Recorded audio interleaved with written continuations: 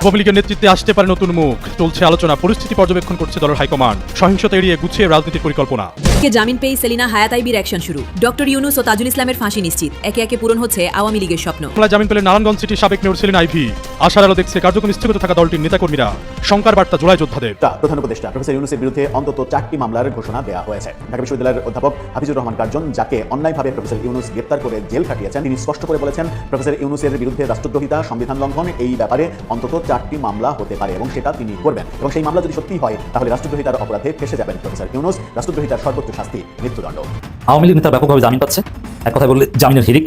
একদিনে 11 জন আওয়ামী লীগ এমপি জামিন পেয়েছেন, আর সাধারণ নেতাকর্মীরা তো ব্যাপকভাবে মুক্তি পাচ্ছে। আওয়ামী লীগের নেতাকর্মীরা সর্বশক্তি নিয়ে রাজপথে নামার প্রস্তুতি নিতে শুরু করেছেন। দলীয় সভানেত্রী শেখ হাসিনাকে এমন নির্দেশনা দিয়েছেন, গলি থেকে রাজপথ সর্বত্র নেতাকর্মীদের নাম। যুদ্ধের পক্ষের শক্তি খ্যাত অধ্যাপক কার্জন বলেন, ইউনুস অ্যান্ড গঙ্গের বিচার হওয়া উচিত কয়েকটি কারণে। একটি সংবিধান লঙ্ঘন, আরেকটি রাষ্ট্রীয় সার্বভৌমত্ব বিপন্ন করায়, এবং ডক্টর ইউনুস ইউএস এর সঙ্গে যেসব চুক্তি করেছে সেসব চ্যালেঞ্জ করে আরেকটি মামলা করা যেতে। আসসালামু আলাইকুম, জানিয়ে দেব এই মাত্র পাওয়া সর্বশেষ গুরুত্বপূর্ণ আপডেট খবর। দর্শক, এত সময় শুনছিলেন সংবাদ শিরোনাম, এবার থাকছে বিস্তারিত। তার আগে ছোট্টটা রিকোয়েস্ট করতে চাই, যারা এই ধরনের নিউজ দেখতে ভালোবাসেন দেন আগে চ্যানেলটি সাবস্ক্রাইব করে বেল আইকনটি অল করে দেন, তাহলে কথা বলা মানে ভিডিওটি শেষ পর্যন্ত দেখতে থাকি। আসসালামু আলাইকুম রহমতুল্লাহি ওয়া বারাকাতুহু। সম্মানিত দর্শক, আমি সচরাচর সাধারণত বাংলাদেশের বিষয় নিয়ে বেশি আলোচনা করি। আলোচনার ফাঁকে অনেক সময় ইন্টারন্যাশনাল বিষয় দিয়ে আসে, কখনো কখনো ধর্মের বিষয় আসে, কর্মের বিষয় আসে, নীতিনৈতিকতার বিষয় আসে, কখনো দর্শন শাস্ত্রের কিছু অংশ মিলিয়ে কন্টেন্ট এমনভাবে তৈরি করি যেন আপনাদের শুনতে ভালো লাগে।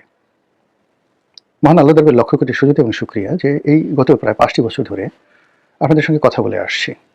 প্রতিদিন 3টি করে ভিডিও করি, আপনাদের কাছে পেশ করি, এবং ধারাবাহিকভাবে যারা দেখেন আমার এই চ্যানেলটি তাদের সংখ্যা বাড়ছে।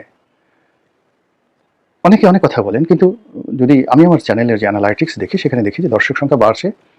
আগে যে দর্শকরা একটা ভিডিও গড়ে 3 মিনিট 4 মিনিট দেখতেন, এখন একটা ভিডিও গড়ে দেখা যাচ্ছে আমার সবগুলো ভিডিও গড়ে 6 থেকে 7 মিনিট মানুষজন দেখে, টানাটানি করে দেখে না। কিছু বয়স্ক মানুষ আছেন যারা শুয়ে থাকেন, বসে থাকেন অবসর সময়, তারা এই আমার বক্তব্যের মধ্যে ইতিহাস খুঁজেন, দর্শন খুঁজেন এবং বসে বসে দেখেন। আমার অনেক বন্ধুবান্ধব বলে যে আমার বাবা মা এই তোমার ভিডিও না দেখে ঘুমায় না।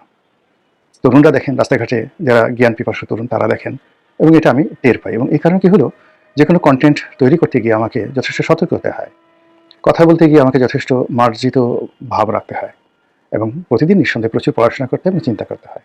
ধরুন 3টে ভিডিওতে গড়ে যদি 45 মিনিট আমি কথা বলি, তাহলে এই 45 মিনিটে কতটি শব্দ উচ্চারিত হয় একবার একটু চিন্তা করুন। এবং এই শব্দ যদি গতকাল যেগুলো বলি, একই কথা, একই শব্দ, একই জিনিস যদি বলি, আপনারা কেউ শুনবেন না।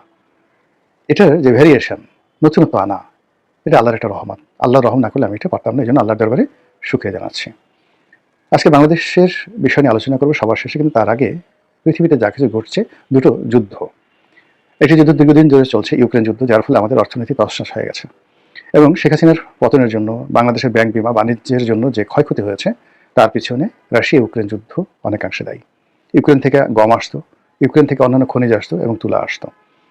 এবং একই সঙ্গে এই ইউক্রেনের কারণে পশ্চিমা দুনিয়ার সঙ্গে এবং চীনের সঙ্গে আমাদের যে বাণিজ্য, সেই বাণিজ্য অনেকগুলো ব্যারিয়ার তৈরি হয়ে গেছে। ইউক্রেন যুদ্ধকে কেন্দ্র করে আমেরিকা যে নিষেধাজ্ঞা দিয়েছে অনেকগুলো দেশের প্রতি, সেই নিষেধাজ্ঞার কারণে আমাদের যে ব্যবসা বাণিজ্য, সেই ব্যবসা বাণিজ্যের যে অধিক্ষেত্র, এটা সংকুচিত হয়ে পড়েছে। এখন সেই ইউক্রেনের যুদ্ধ চূড়ান্ত পর্যায়ে। সমস্ত আন্তর্জাতিক পর্যবেক্ষক যারা বলছেন, এই ইউক্রেন যুদ্ধকে যারা কভার করছেন, তারা সবাই মোটামুটি নিশ্চিত যে এই যুদ্ধে রাশিয়া জয়লাভ করতে যাচ্ছে। আর ইউক্রেনের একটি বিরাট অংশ রাশিয়া তাদের নিজেদের মতো করে, নিজেদের তাবেদার লোকদের দ্বারা তারা স্বাধীন থাকবে নামকা অবস্থায়। কিন্তু এটি অনেকটা সেই এখন যে সিআইএস কান্ট্রিগুলোর মধ্যে যেমন অনেকগুলো দেশ, যেমন আজারবাইজান আছে, তো আজারবাইজান যেভাবে রাশিয়ার তাবেদারি করছে, ঠিক একইভাবে এই ইউক্রেনের একটা বিরাট অংশকে দাবিদারি করতে হবে। আর ইউরোপের যে অংশটি, মানে ইউক্রেনের যে অংশটি ইউরোপের সাথে খুব বেশি সম্পর্ক, সেই অংশটি হয়তো ইউরোপ আধিপত্য থাকবে। কিন্তু এই যে ইউক্রেন, সেই ইউক্রেন মোটামুটি 3টি ভাগে বিভক্ত হয়ে যাবে বলেই সবাই আন্দাজ করছেন। এবং এটার ফলে আমেরিকার যে ক্ষতি হবে, ইউরোপের যে ক্ষতি হবে, এবং মধ্যপ্রাচ্য থেকে শুরু করে সারা দুনিয়াতে রাশিয়ার যে আধিপত্য বিস্তার লাভ হবে, তাতে করে মধ্যপ্রাচ্যে আরেকটি যুদ্ধ অনিবার্য, এবং আমাদের দেশের অর্থনীতি, রাজনীতি থেকে শুরু করে সব কিছু তছনছ হয়ে যাবে। এবং এখানে বাংলাদেশে ভারতের আধিপত্য 100 গুণ বেড়ে যাবে যদি ইউক্রেনের শতভাগ রাশিয়া জিতে যায়। বাংলাদেশ কিভাবে কি হবে যদি জিতে যায়, এখানে এই পর্যন্ত রেখে আমরা দ্বিতীয় পার্টে আসি।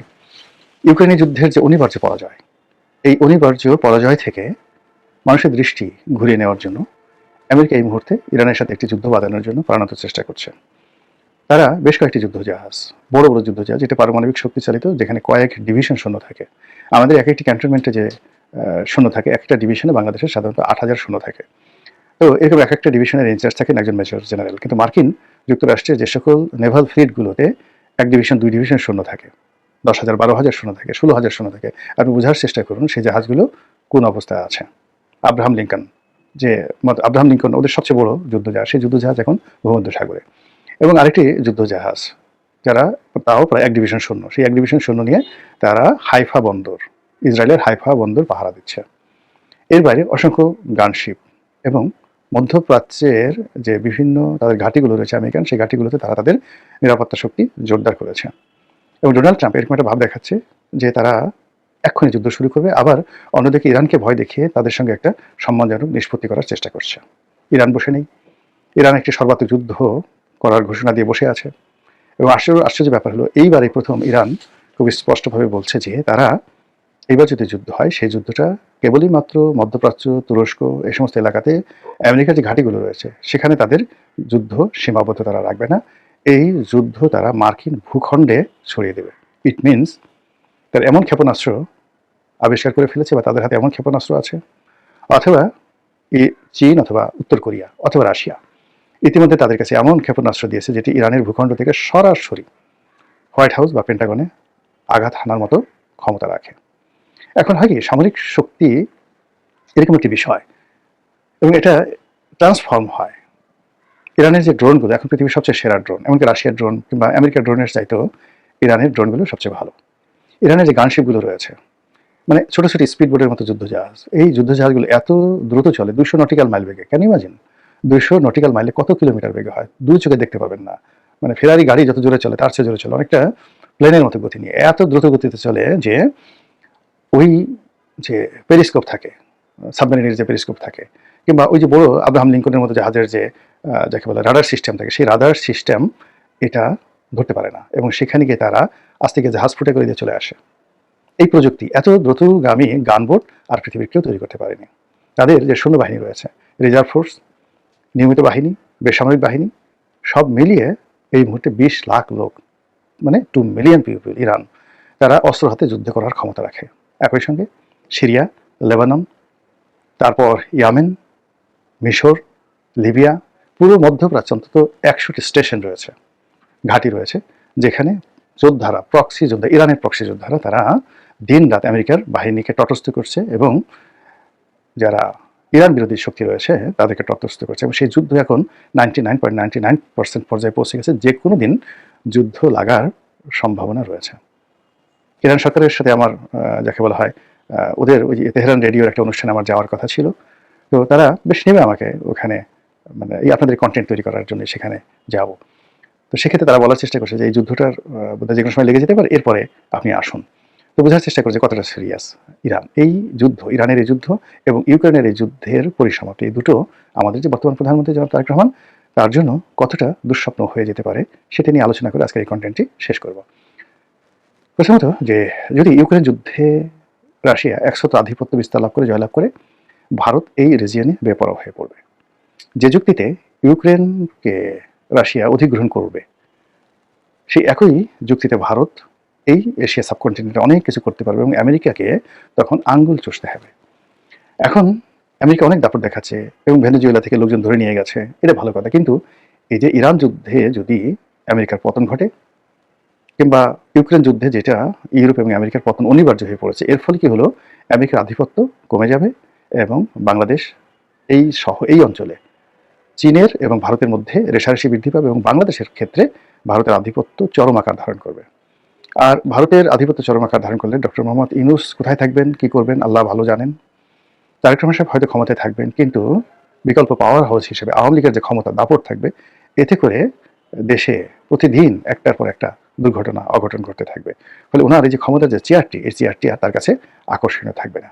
অন্যদিকে ইরানের যে যুদ্ধ, সেই যুদ্ধে যদি আমেরিকা জয়লাভ করে, তাহলে পুরো মধ্যপ্রাচ্যে গেরিলা যুদ্ধ ছড়িয়ে পড়বে, পুরো গেরিলা যুদ্ধ ছড়িয়ে পড়বে, এবং সেই যুদ্ধে মক্কা, মদিনা থেকে শুরু করে কুয়েত, কাতার থেকে শুরু করে অনেক দেশ তছনছ হয়ে যাবে।